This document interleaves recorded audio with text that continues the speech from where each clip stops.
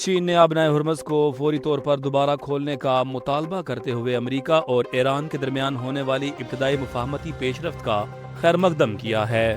چینی وزارت خارجہ کے ترجمان لن جیان نے کہا ہے کہ آبنائے ہرمز عالمی تجارت اور توانائی کی ترسیل کے لیے نہایت اہم گزرگاہ ہے اور اسے جلد مکمل طور پر فعال ہونا چاہیے۔ چین نے امریکہ اور ایران کے درمیان مفاہمتی یادداشت کے متن پر اتفاق کو مثبت پیش رفت قرار دیتے ہوئے پاکستان کی سفارتی اور ثالثی کوششوں کو بھی سراہا۔ بیجنگ کا کہنا ہے کہ مذاکرات اور سفارتکاری کے ذریعے خطے میں کشیدگی کم ہونے سے نہ صرف مشرق وسطی بلکہ عالمی معیشت کو بھی فائدہ پہنچے گا۔ چین نے تمام فریقین پر زور دیا کہ وہ تنازعات کے حل کے لیے مکالمے اور سفارتی راستے کو ترجیح دیں۔ اسٹیٹ بینک آف پاکستان نے نئی مانیٹری پالیسی کا اعلان کرتے ہوئے شرح سود 11.5% برقرار رکھنے کا فیصلہ کیا ہے۔ مرکزی بینک کے اعلامیے کے مطابق یہ فیصلہ معاشی اشاریوں، مہنگائی اور مالیاتی صورتحال کا تفصیلی جائزہ لینے کے بعد کیا گیا۔ اسٹیٹ بینک نے گزشتہ مانیٹری پالیسی میں بھی شرح سود میں کوئی تبدیلی نہیں کی تھی۔ ماہرین کی جانب سے بھی شرح سود برقرار رہنے کی توقع کی جا رہی تھی۔ مرکزی بینک کا کہنا ہے کہ مستقبل کے معاشی رجحانات کو مد نظر رکھتے ہوئے پالیسی فیصلے کیے جاتے رہیں گے۔ وزیر اعظم شہباز شریف نے قومی اسمبلی میں خطاب کرتے ہوئے کہا ہے کہ پاکستان جمعے کو جنیوا میں ایران امریکہ معاہدے کی تقریب کی میزبانی کرے گا۔ انہوں نے کہا کہ دنیا نے امن کا ایک تاریخی سنگ میل عبور کیا ہے اور جنگ کے بعد امن کا سورج طلوع ہوا ہے۔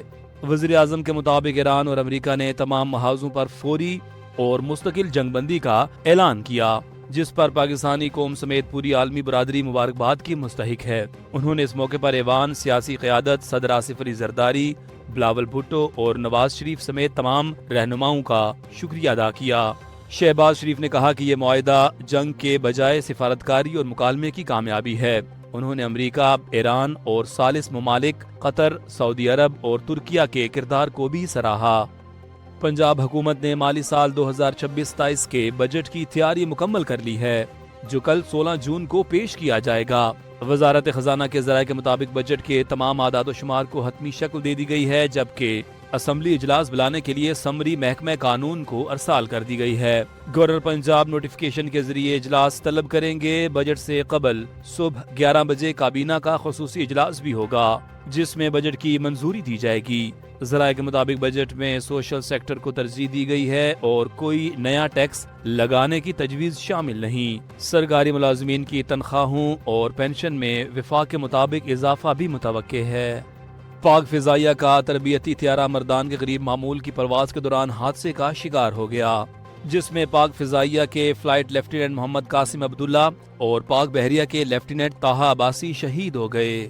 ISPR کے مطابق طیارہ معمول کی تربیتی پرواز پر تھا جب یہ افسوسناک حادثہ پیش آیا۔ مسلح افواج کے سربراہان فیلڈ مارشل عاصم منیر اور دیگر اعلیٰ حکام نے واقعے پر گہرے دکھ اور افسوس کا اظہار کیا۔ شہداء کے اہل خانہ سے دلی تعزیت بھی کی گئی ہے۔ حادثے کی وجوہات جاننے کے لیے تحقیقات شروع کر دی گئی ہیں۔ مرکزی رویت ہلال کمیٹی کا اجلاس آج محرم الحرام 1448 کے چاند کی رویت کے لیے منعقد کیا جا رہا ہے۔ وزارت مذہبی امور کے مطابق اجلاس چیئرمین رویت ہلال کمیٹی مولانا عبدالخبیر آزاد کی زیر صدارت بادشاہی مسجد لاہور میں ہوگا۔ ملک بھر میں زونل کمیٹیوں کے اجلاس بھی اسی سلسلے میں جاری رہیں گے تاکہ چاند کی شہادتوں کا جائزہ لیا جا سکے۔ دوسری جانب سعودی عرب میں بھی آج شام محرم کا چاند دیکھنے کے لیے اجلاس منعقد کیا جا رہا ہے۔ روایتی طور پر یکم محرم کو غلاف کعبہ کی تبدیلی کی جاتی ہے، تاہم ماضی میں یہ تبدیلی ماہ ذوالحج میں بھی کی جاتی رہی ہے۔ چاند کی رویت کے بعد باضابطہ اعلان کیا جائے گا۔ وزیر خزانہ محمد اورنگزیب نے آئندہ مالی سال میں معاشی صورتحال مزید بہتر ہونے کی امید ظاہر کی ہے۔ پاکستان اسٹاک ایکسچینج میں ویڈیو لنک خطاب کرتے ہوئے انہوں نے کہا کہ وزیر اعظم شہباز شریف کے چین کے دورے کے بعد سی پیک کو B2B سطح پر منتقل کیا گیا ہے۔ ان کے مطابق پاکستان اور چین کے درمیان تجارتی اور سرمایہ کاری تعلقات مسلسل مضبوط ہو رہے ہیں۔ وزیر خزانہ نے کہا کہ آئندہ سال معیشت میں مزید بہتری کی توقع ہے، جبکہ پاکستان اسٹاک مارکیٹ کی منافع بخش کارکردگی دنیا میں نمایاں ہے۔ پاکستان کی جانب سے امریکہ اور ایران کے درمیان جنگ کے خاتمے اور مجوزہ معاہدے کے اعلان کے بعد عالمی توانائی منڈی میں نمایاں تبدیلی دیکھنے میں آئی ہے اور خام تیل کی قیمتوں میں واضح کمی ریکارڈ کی گئی ہے۔ بین الاقوامی میڈیا رپورٹس کے مطابق برنٹ کروڈ 3.8% کمی کے بعد $84.02 فی بیرل، جبکہ امریکی خام تیل 4.1% کمی کے ساتھ $81.40 فی بیرل پر آ گیا۔